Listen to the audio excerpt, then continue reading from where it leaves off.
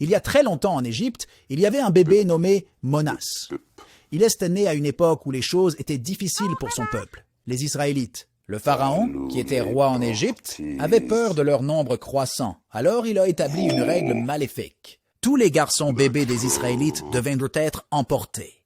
Mais la mère de Moïse ne voulait pas que cela arrive à son bébé.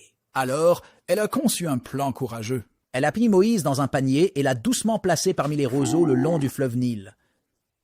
La fille du pharaon a trouvé le panier pendant qu'elle se baignait dans la rivière. Elle a eu pitié du bébé qui pleurait et a décidé de s'en occuper. Alors, Moïse a grandi dans le palais du pharaon, comme un prince d'Égypte, même s'il était vraiment un Israélite.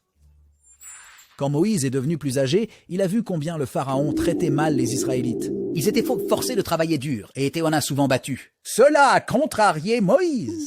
Un jour, il a tué un garde égyptien qui battait un esclave israélite. Grotte.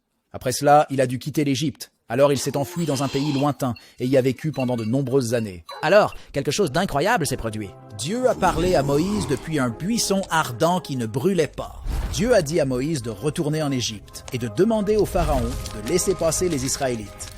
Retourner en Égypte n'était pas facile. Le pharaon ne voulait pas écouter Moïse. Alors, Dieu a envoyé 10 fléaux pour convaincre le pharaon. Il y avait des grenouilles partout, des insectes et même de l'obscurité pendant la journée. Enfin, après la dernière et la plus triste des plaies, le pharaon a accepté de laisser partir le peuple israélite. Moïse a conduit les Israélites hors d'Égypte. Mais leur voyage n'était pas terminé. Lorsqu'ils sont arrivés à la mer Rouge, le pharaon a changé d'avis et les a poursuivis avec son armée. Mais Moïse avait confiance en Dieu. Il tendit la main et quelque chose d'incroyable s'est produit.